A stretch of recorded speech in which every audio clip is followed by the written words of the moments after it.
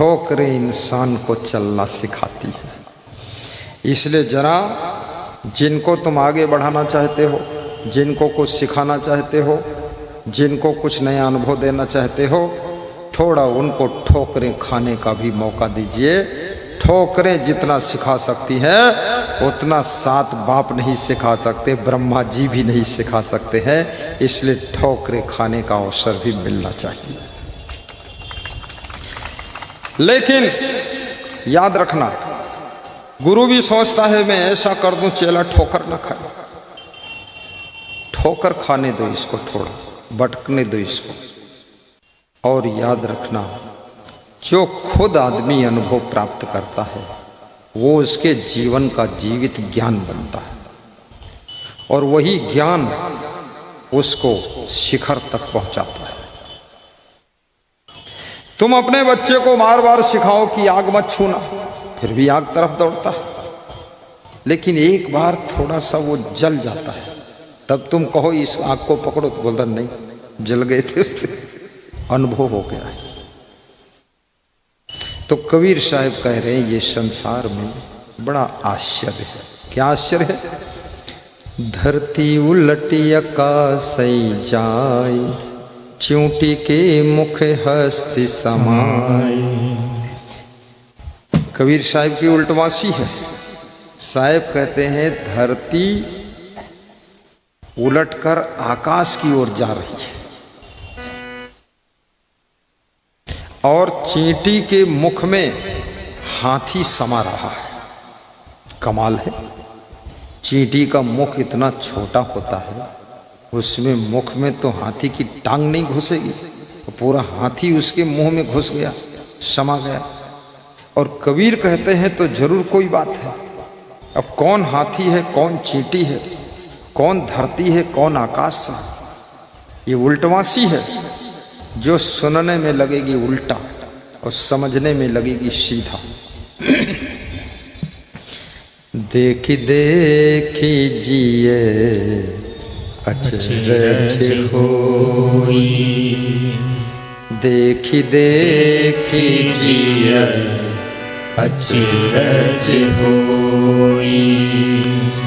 यह पद बूझे बिरला कोई, यह पद बूझे बिरला कोई। देखी देखी जिया अचरज होई। आश्चर्य हो रहा। धरती उलटी आकाश से जाय, चींटी के मुख हस्ती समाई। बिना पवन सो पर्वत उड़े, जीव जंतु सब वृक्षा चढ़े। सूखे सरोवर उठे हिलोरा, बिनु जल चकवा करत किलोरा। बैठा पंडित पढ़े पुराण, बिनु देखे का करत बखान। कहाई कबीर यह पद को जान, सोई संत सदा परमान। सोई संत सदा परमान। कहाई कबीर पद को जान। देखी देखी जिया अचरज होई। यह पद बूझे बिरला कोई।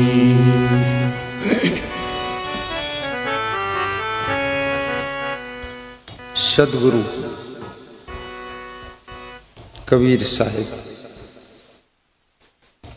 कहते हैं मेरे पद को बिरले बूझेगा, बिरले समझेगा। और वास्तव में समझना बहुत कठिन है, क्योंकि उल्टवासी है। साहब कहते हैं धरती उलट आकाश से जाए। धरती उलट गई, आकाश में ऊपर उठ गई। अब धरती पर लोग जो रह रहे थे वो क्या करें? जब धरती ही उलट गई तो वो भी सब उलट पुलट गए। ये धरती कौन है?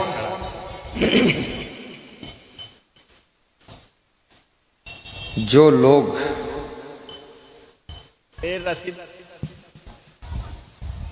बड़े बड़े पदों पर हैं, जो लोग मठों के महंत हैं, जो लोग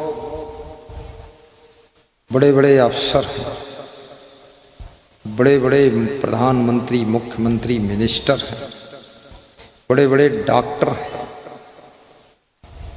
जिनके ऊपर बहुत लोगों का आसरा टिका हुआ है, वे लोग स्वयं उलट गए। जिनका बहुत लोग सहारा पकड़े हुए, सहारा पकड़कर वोट देते कि अब की बार ये नई सरकार, और नई सरकार और पुरानी से ज्यादा बेकार।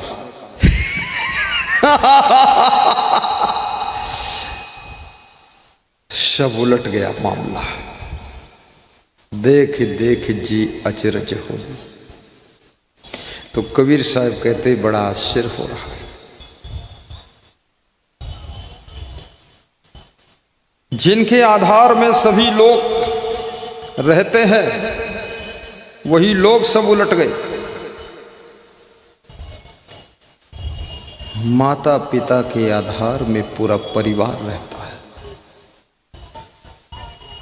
तुम दुनिया के लिए एक व्यक्ति हो, लेकिन अपने परिवार के लिए तुम पूरी दुनिया हो। इस बात को याद रखना।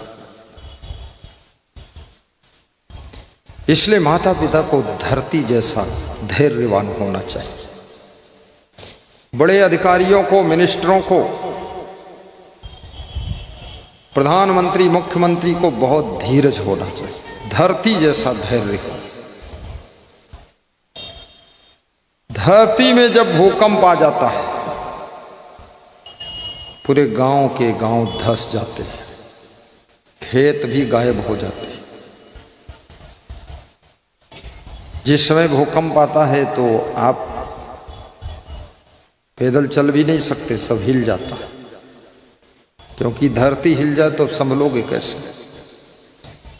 इसलिए याद रखना, माता पिता को, गुरु को, अधिकारियों को, मिनिस्टरों को, प्रधानमंत्री को बहुत धैर्य रखना चाहिए। वहां भी गम खाने की आवश्यकता है। आपके मन की वहां भी नहीं हो सकती। पड़ोसी देश के बम का गोला भूल से भी यदि आपके देश में गिर गया, 10-50 लोग मर गए, तो जल्दी जोश में मत आइए कि उसका एक गोला गिरा है, तुम 10 गोला वहां गिरा दो तो युद्ध शुरू हो जाएगा। थोड़ा समझ लो।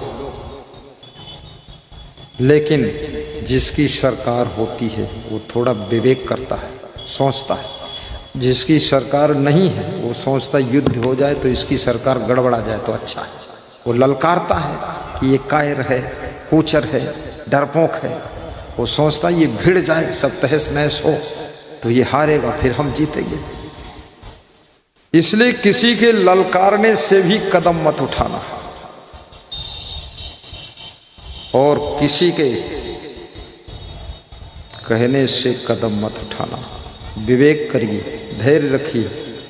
जैसे धरती सब कुछ सह लेती है और अपनी जगह पर रहती है, इसलिए धरती को माता कहा गया है, क्योंकि धरती अन्न पैदा करती है और उस अन्न को सभी लोग खाकर जीवित रहते हैं। पशु पक्षी कोई चारा खा रहा, कोई बरसियम खा रहा, कोई घास खा रहा और कोई अनाज खा रहा, लेकिन धरती सबका पेट भरती है, इसलिए इसको माता कहा गया है।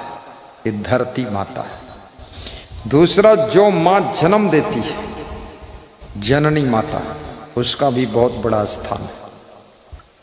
अगर माता रूठ जाए तो बच्चे का जीवन समाप्त हो जाएगा, क्योंकि 2 दिन का बच्चा है, 2 महीने का बच्चा है, 1 साल का बच्चा है, वो बेचारा क्या करेगा। तो बच्चे की हजारों गलतियों को सह करके माँ अपने धर्म और कर्तव्य को नहीं छोड़ती है, बच्चे का मलमूत्र साफ करती है, गोद लेती है, आंचल का दूध पिलाती है। अब बच्चे को जवान होने पर सोचना है मेरा क्या फर्ज बनता है, माता पिता के प्रति आपका क्या फर्ज है। और फर्ज स्वयं आदमी निभाता है तो निभाता है, और ना निभाए तो कोई जबरदस्ती फर्ज उससे पूरा करा भी नहीं सकता। फर्ज, कर्ज, मर्ज और गर्ज, ये 4 चीजें समझना। गर्ज माने आपको जरूरत है, और मर्ज माने आपको यदि बीमारी है, और फर्ज माने आपका कर्तव्य क्या बनता है। फर्ज, मर्ज, गर्ज, और क्या बताया, एक और कर्ज। कर्ज आपने लिया है, अदा करने की तुम्हारी जिम्मेदारी है। ले तो लिया हंसते हंसते, फिर बिहार छोड़कर भाग गए। देने की हिम्मत है तभी लेने का इरादा करो, अन्यथा जो 2 रोटी शांति से खा रहे हो वही ठीक है। रातों रात करोड़पति बनने का लालच मत करो, अन्यथा करोड़पति तो बनोगे नहीं, रोड़पति हो जाओगे, रोड पर आ जाओगे, सड़क छाप हो जाओगे। धीरे धीरे आगे बढ़ो, अपना कर्ज भी पूरा करो, फर्ज भी पूरा करो। और हर व्यक्ति से गर्ज रहती है। गर्ज माने जरूरत। छत्तीसगढ़ प्रदेश में एक भक्त हमारे साथ में सरगुजा जिले में पदयात्रा गया। रास्ते में बताया कि सब ठीक है, लेकिन बेटी दामाद लड़ाई बहुत करते हैं, उनकी लड़ाई से हमको टेंशन है। तो हमने कहा कहाँ है बेटी दामाद? बोले दोनों आए सत्संग सुनने के लिए। तो हमने कहा उनको समझा दो। बोले समझा के थक गए। दामाद बहुत मूडी आदमी, नौकरी करता था, पुलिस में था, उसको छोड़ दिया है, इतनी गुस्सा है। और बेटी भी हमारी कम नहीं है। जब शादी हुई थी तब तो लगता था ये भोली भाली है, तो भोली तो मायके में रह गई, भाली लेकर ससुराल गई। हाँ, भाली लेकर घूम रही। और ये दामाद जिसके साथ बेटी का विवाह किया हूं, ये भी ऐसे लगता था बड़ा सीधा साधा सरल है, बिल्कुल भोला भाला। भोला किसे कहते हैं? शंकर भगवान को, वो भोला है। और ये दामाद भोला भाला था। तो भोला तो पता नहीं कहाँ चला गया, लेकिन अब भाला बना है, बड़ा खतरनाक है। तो मैंने कहा फिर मैं कैसे उनको ज्ञान दूं, क्या करूं, आशीर्वाद दूं? बोले आप मेरे घर चलो गुरुदेव, वहीं बेटी दामाद मिलेंगे, पधरौनी कर दो 10 मिनट में। तो मैंने पधरौनी किया, और पधरौनी में दामाद मिला। थोड़ा मैंने ज्ञान दिया उसको। हमने ये पूछा दामाद से, तुमको पत्नी की जरूरत है कि नहीं? तो बोला जरूरत है। तो उस स्त्री से पूछा तुमको पति की जरूरत है कि नहीं? बोली जरूरत है। क्या तुम पत्नी के बिना रह लोगे? बोले पत्नी के बिना रह लेते तो शादी क्यों करते? तो स्त्री से मैंने पूछा तुम क्या पति के बिना रह लोगी? बोले रह लेते तो इसके साथ विवाह ही नहीं करते हैं, ऐसा निखट्टू मिला पति। तो हमने कहा जब तुम पति के बिना नहीं रह सकती हो, तुम पत्नी के बिना नहीं रह सकते हो, तो दोनों को दोनों की गर्ज है, दोनों को दोनों की ज़रूरत है। अब जब दोनों को दोनों की ज़रूरत है तो गम क्यों नहीं खाते हो? एक दूसरे की गम क्यों नहीं खाते हो? बोले आज से खा लेंगे। तो स्त्री बोली टोटल गम हम ही खा लें क्या, इनको भी तो खाना चाहिए। तो हमने कहा भाई तुम भी खा लो पति देव। बोले हम बहुत गम खाए हैं, अब इतनी गम नहीं खा पाएंगे। तो हमने कहा क्या खाओगे, क्या पत्नी खा जाओगे फिर? बोले इसी लड़ाई झगड़े में नौकरी छोड़ दिया मैंने, पुलिस में था। तो हमने कहा अभी नौकरी मिल सकती कि नहीं? बोले मिल जाएगी, अभी ज्वाइन करूंगा, हो सकती। तो हमने कहा चलो चरण छो, संकल्प लो, फिर से नौकरी शुरू करो। अब दोनों गम खा लेना और प्रेम से रहना, अगली बार लड़ाई नहीं होनी चाहिए। तो दोनों ने हाथ जोड़ा, संकल्प लिया कि अगली बार शिकायत नहीं आएगी, हम प्रेम से रहेंगे। 15 दिन के बाद बात हुई। उनके ससुर से हमने पूछा क्या हाल? बोले अब घुल मिल के रहते हैं, घुल मिल के। गुरु यही काम करता है, गुरु टूटते हुए लोगों को जोड़ने का काम करता है और गुरु बिखरे हुए लोगों की माला पिरोने का काम करता है। लेकिन याद रखना, गुरु को लोगों को समझना चाहिए और गुरु की बात मानने के लिए दोनों पक्षों को तैयार होना चाहिए। तो सिस्टम बहुत सुंदर हो सकता है और प्रेम की गंगा बह सकती है। बोलिए सदगुरु भगवान की जय, सदगुरु सर्वेश्वर सरकार की जय।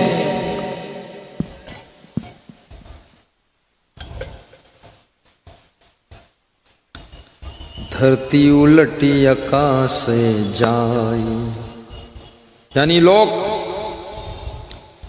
आकाश ऊपर है, लोग अपने आप को बहुत ऊंचा समझने लगे कि मैं ही सब कुछ हूं, सब बेकार है। यही अर्थ है कि धरती उलट कर आकाश जा रही है, इतना अभिमान आ गया है। चींटी के मुख हस्त समाये और चींटी के मुख में हाथी समा रहा। हाथी का मतलब क्या होता है? चींटी यानी चींटी जैसी छोटी वासना,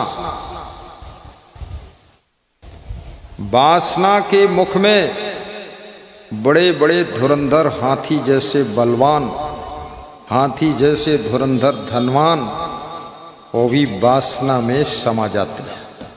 ये वासना बुद्धिमान से बुद्धिमान व्यक्ति को, धनवान से धनवान व्यक्ति को भी नीचे गिरा देती है। ये साधारण वासना नहीं है।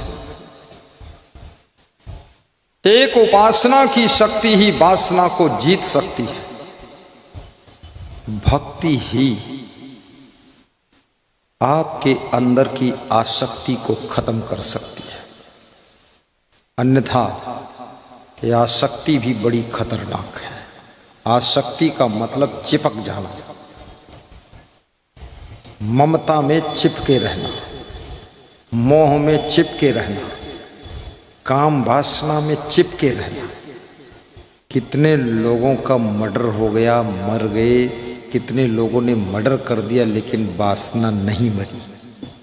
ये भी मालूम हो गया कि इसमें खतरा है, फिर भी वासना की तरफ बढ़ते चले गए। ये काम वासना अगर कंट्रोल नहीं किया गया तो याद रखना वही दुर्दशा हो सकती है जो जयद्रथ की दुर्दशा हुई थी। भीम ने पटक पटक कर मारा था, वही दुर्दशा होगी जो राजा भर्तृहरि की दुर्दशा हुई थी। वही दुर्दशा होगी जो कीचक, जो राजा धृतराष्ट्र का साला था, उसकी दुर्दशा हुई थी। द्रौपदी के तरफ उसकी वासना जागृत हुई थी। द्रौपदी को पीछे से कीचक ने दौड़ाया। कीचक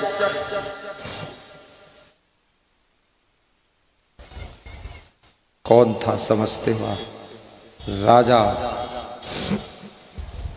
कीचक भी राजा ही था, लेकिन वासना नीचे गिरा दिया। दौड़ाया तो द्रौपदी भागी और भाग करके भीम के पास पहुंची। कीचक वापस लौट गया, रो रो कर अपने पांडवों से बताया कि कीचक की दृष्टि ठीक नहीं, हम लोग अज्ञातवास में क्या करें। राजा विराट की नगरी सीतापुर जिले में हरगांव के पास थी, उत्तर प्रदेश में। वहीं पर अज्ञातवास में पांडव रह रहे थे, ऐसा कहानी कहती है। भीम ने कहा कि एक काम करो द्रौपदी, आप अपनी साड़ी हमको दे दो और मैं तुम्हारी साड़ी पहनकर बैठूंगा, और जाओ कीचक से बता देना कि रात में आकर के तुमको मिले, और स्थान बता दो, मंदिर के पास मिलेंगे। अब द्रौपदी की जगह पर द्रौपदी की साड़ी पहन करके भीम बैठ गया। वासना बहुत अंधी होती है। जब कीचक आया रात में, और ज्यों ही द्रौपदी समझ कर कि छूने लगा, साड़ी निकाल कर फेंक दिया भीम ने, और लंगोट पहने था उठाकर पटका उसको। कीचक भी बलवान था, बहुत देर मारपीट हुई, पटकी पटका हुई, खैंचा खैंची हुई, धमाधम धमाधम। आखिरी में कीचक से जब मारपीट शुरू हुई तो कीचक को मार डाला भीम ने, लाश पड़ी थी। तो उसके और 99 भाई थे, उनको खबर मिली तो एक एक दौड़ कर आते गए, उनको 99 को भी मार डाला भीम ने। इस वासना का मुंह कितना बड़ा है, यही चींटी का मुंह है। इसमें हाथी जैसा बलवान कीचक भी मारा गया और 99 भाई भी मार दिए गए। इसलिए कबीर साहब कहते हैं, चींटी के मुख हस्त समाये। ये चींटी जैसी छोटी सी वासना के मुख में हाथी जैसे बलवान धनवान लोग भी समा जाते हैं, सब खत्म हो जाते हैं। और वासना उपासना से ही कंट्रोल होगी, और कोई उपाय नहीं। जितनी भक्ति बढ़ेगी उतनी आसक्ति कम हो जाएगी।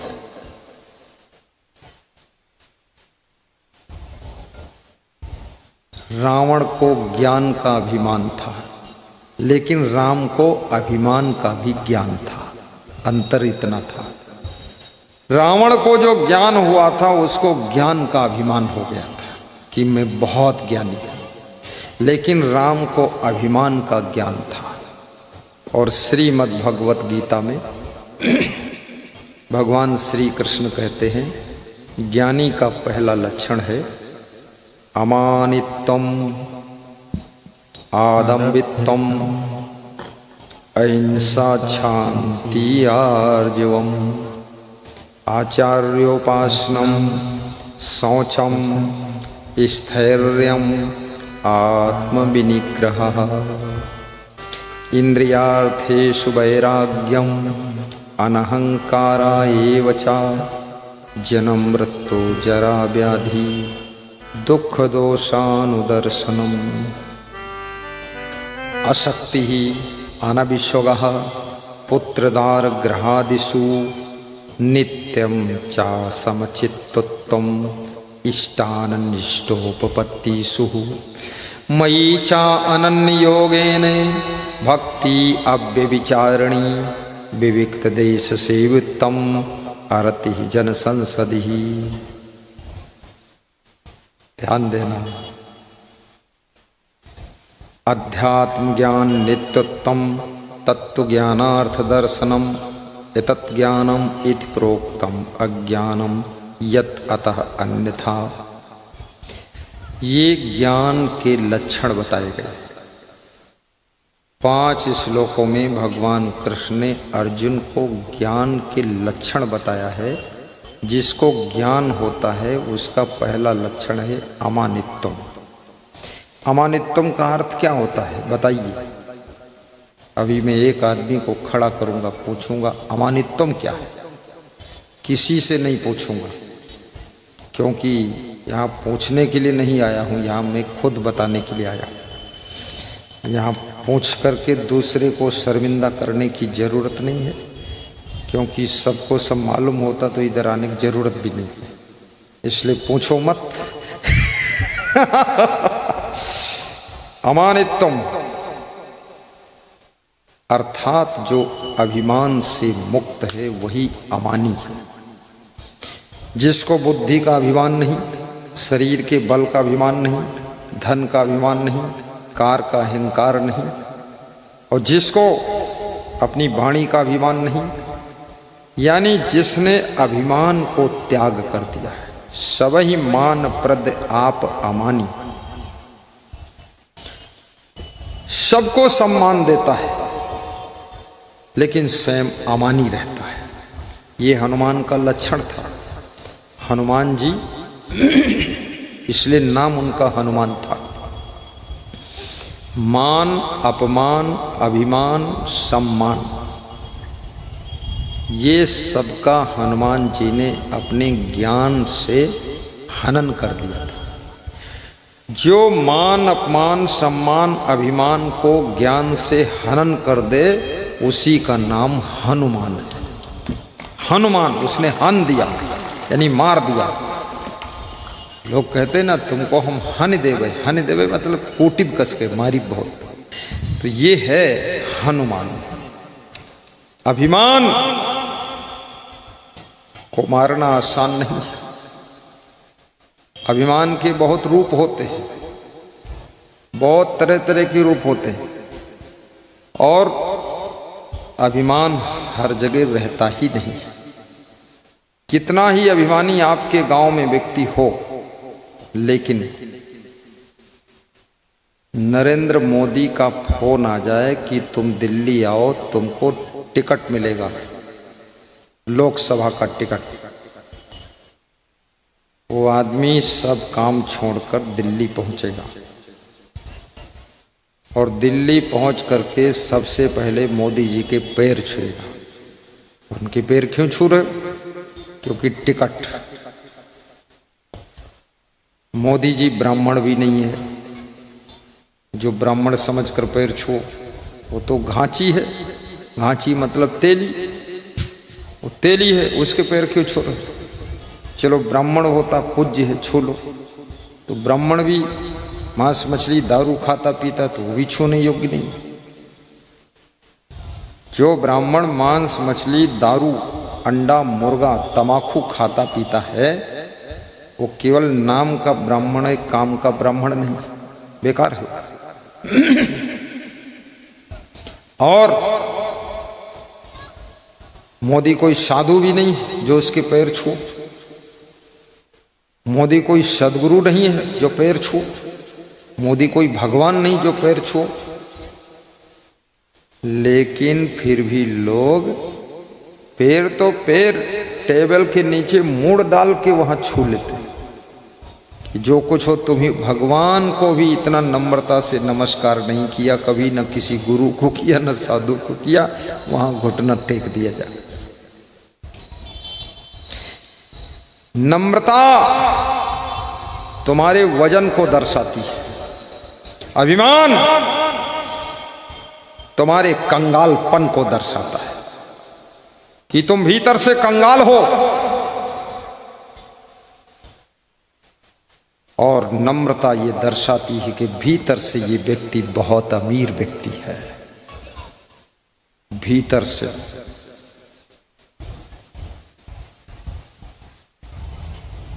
हमारे देश में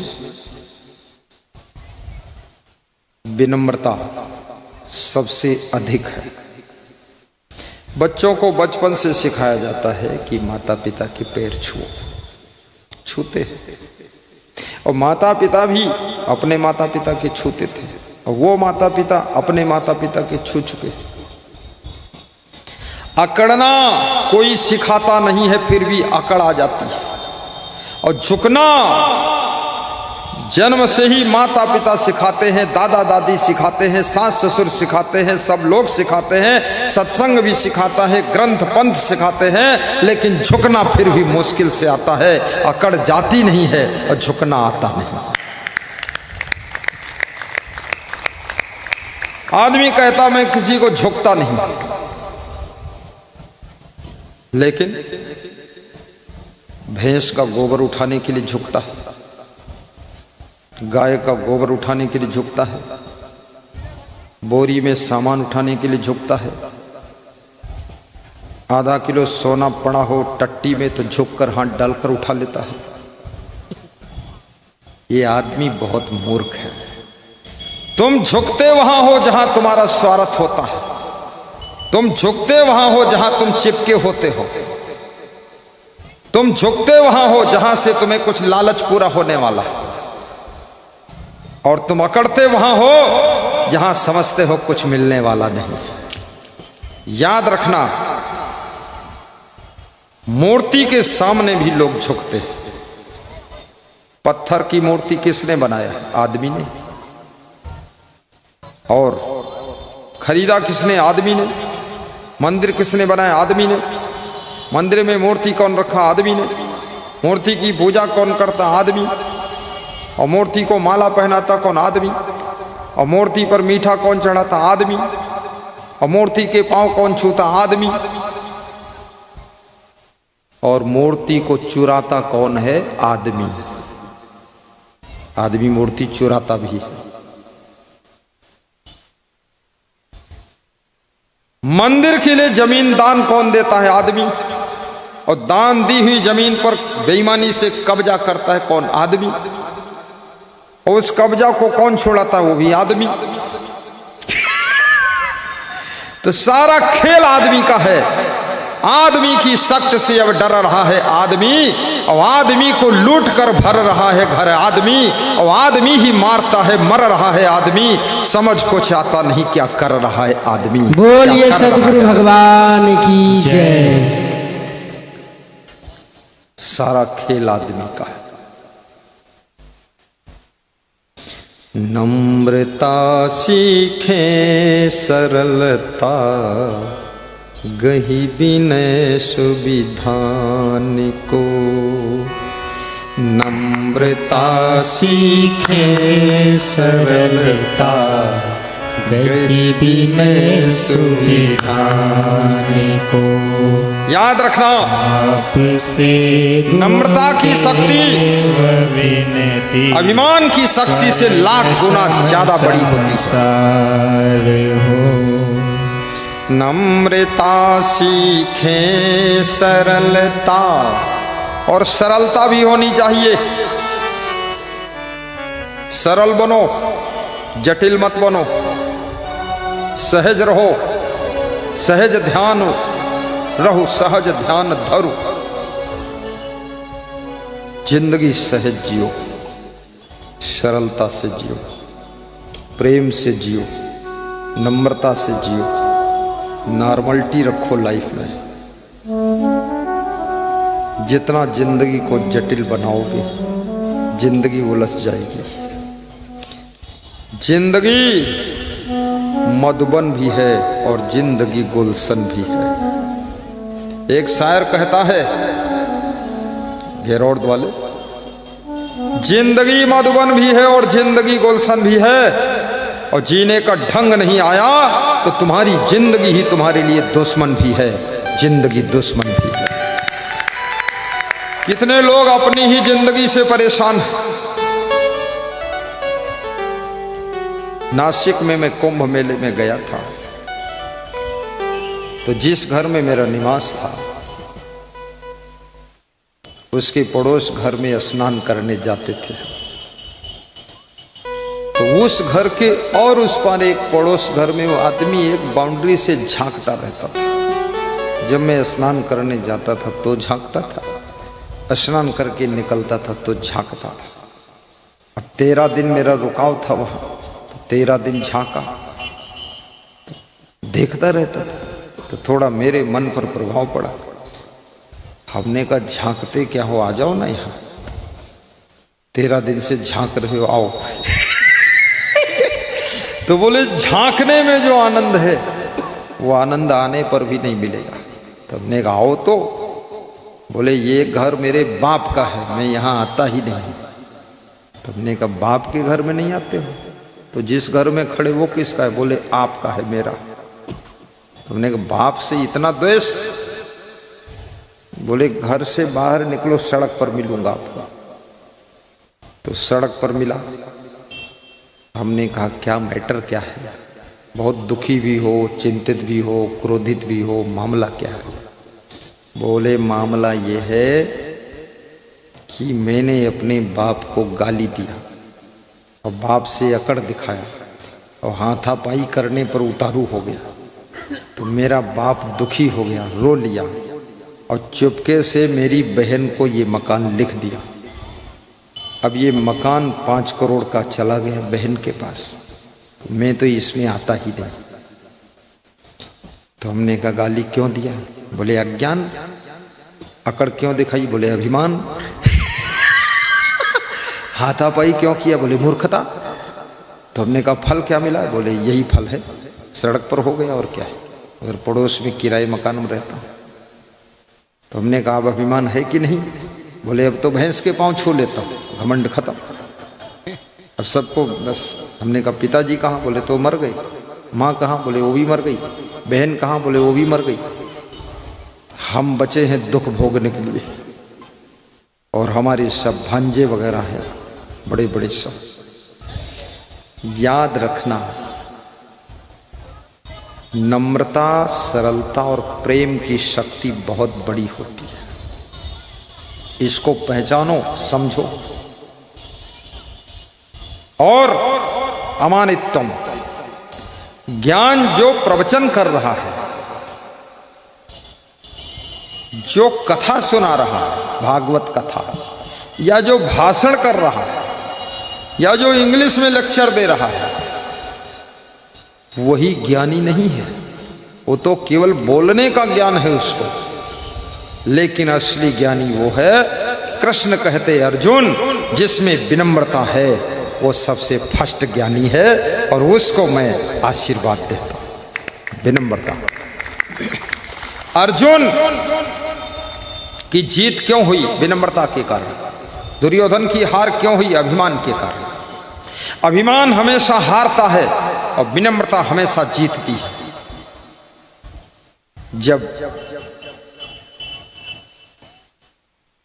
कृष्ण भगवान के पास में अर्जुन और दुर्योधन गए मदद लेने के लिए, दुर्योधन जाकर के भगवान के सिरहाने बैठ गया। भगवान सो रहे थे। भगवान सोते खूब थे, इसलिए तुम भी सोना सीखो। तुम सोते ही नहीं हो, तुम सोते भी हो तो सोचते भी हो। तुम्हें नींद आती नहीं, आंखें मूंदे रहते हो और जागते रहते हो। तुम ना मालूम कितने सपना देखते रहते हो। ठीक से नींद बहुत लोगों को आती ही नहीं, और नींद ना आए ठीक से तो समझ लो बहुत जल्दी बुढ़ापा आ जाएगा। ठीक से सोना जरूरी है। रतन राज टेलर सिंहेश्वर से आए, ये भी ऐसा प्रोग्राम करा चुके, बहुत बड़े भक्त। मृत्युंजय यादव मधेपुरा से आए, इनका भी मन है प्रोग्राम कराने का, मन बना हुआ है। तो मैंने कहा पहले मकान बना लो फिर प्रोग्राम करना। मकान बना रहे, बोली इसी नए मकान में रखूंगा। मैंने कहा रहने को तो मैं पुराने मकान में भी रह लूंगा, लेकिन पहले तुम्हारे पास मकान होना चाहिए फिर प्रवचन होगा। तो बना रहे, श्रद्धा बहुत है। बता रहे लिंटर तक आ गया, अब लिंटर के ऊपर जाएगा। भक्त को अच्छा मकान भी बनाना चाहिए, अच्छी गाड़ी भी रखना चाहिए। जितने देवी देवता हैं सबके पास में वाहन है।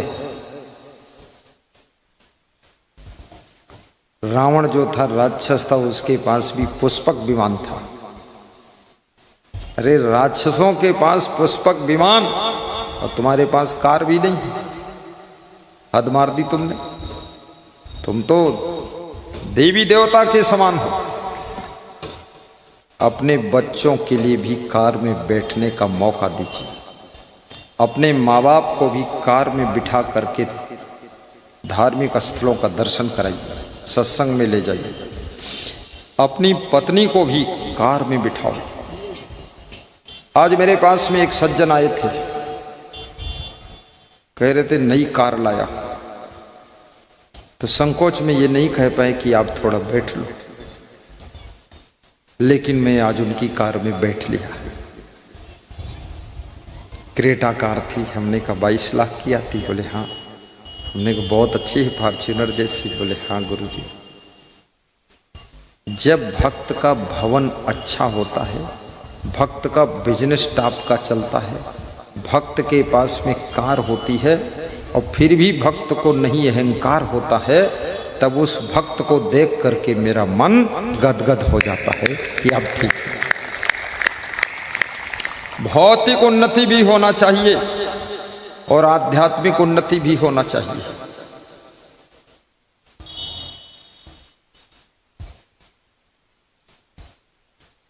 अमानित्वम आदम्भित्वम अहिंसा शांति आर्जवम्।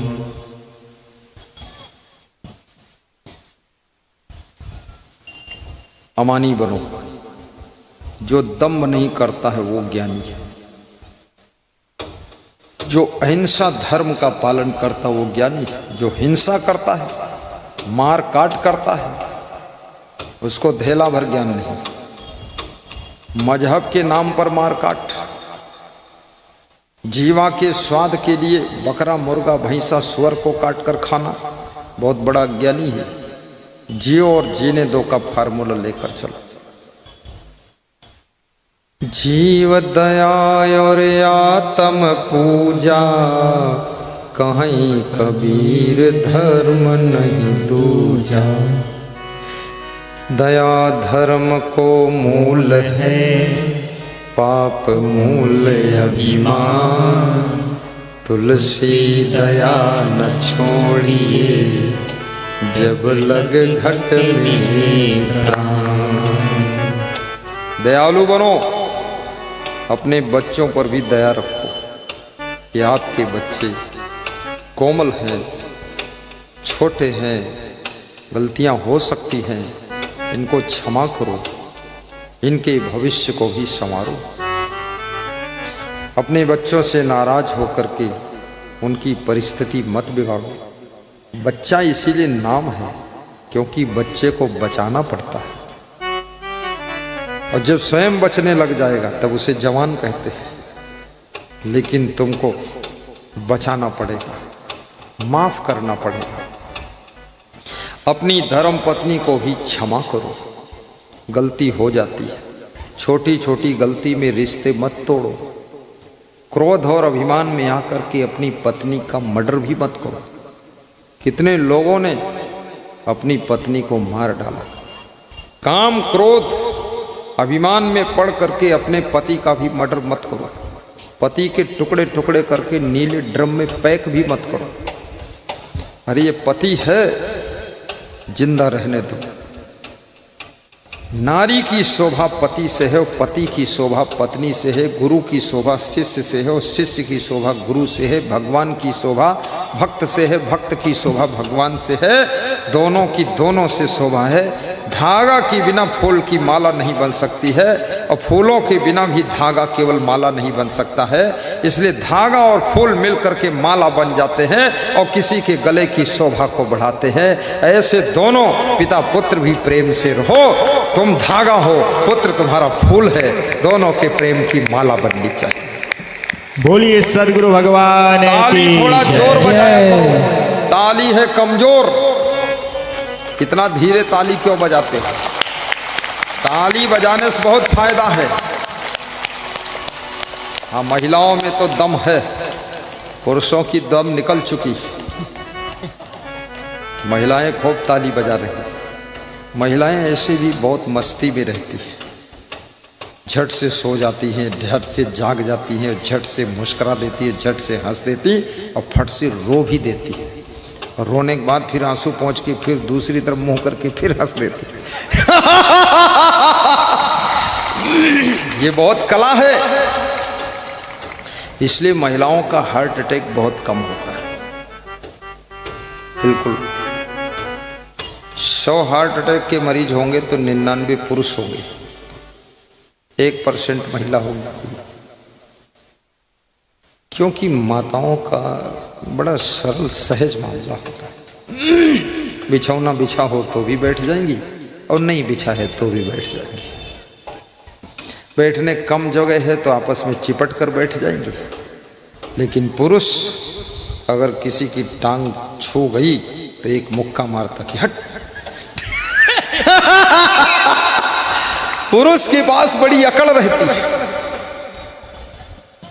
महिलाओं में सहज नम्रता होती है। थोड़ा मैं देख रहा था आप लोग सुस्त हो रहे हो, इसलिए हंसने वाली बात कहा, सुस्ती मिटा दिया। धरती उलटी आकाश जाए, चींटी के मुख हस्ती समाए। चींटी के मुख में हाथी समा गए। छोटी सी वासना की चींटी, हाथी जैसे धुरंधर लोग भी उसमें समा जाते हैं। एपेस्टीन फाइल खुल रही है। बड़े बड़े हाथी जैसे लोग वासना की चींटी में समाये हुए, बहुत खतरनाक है। और वासना को जीत ले उसे बहादुर कहते हैं, और वासना से जो हार जाए उसको मुर्दा कहते हैं। आप अपने मन को जितना कंट्रोल में रखना चाहो, मन कंट्रोल में रहने का अभ्यासी हो जाएगा। और मन को जितना चंचल बनाना चाहो तो मन उतना ही चंचल हो जाएगा।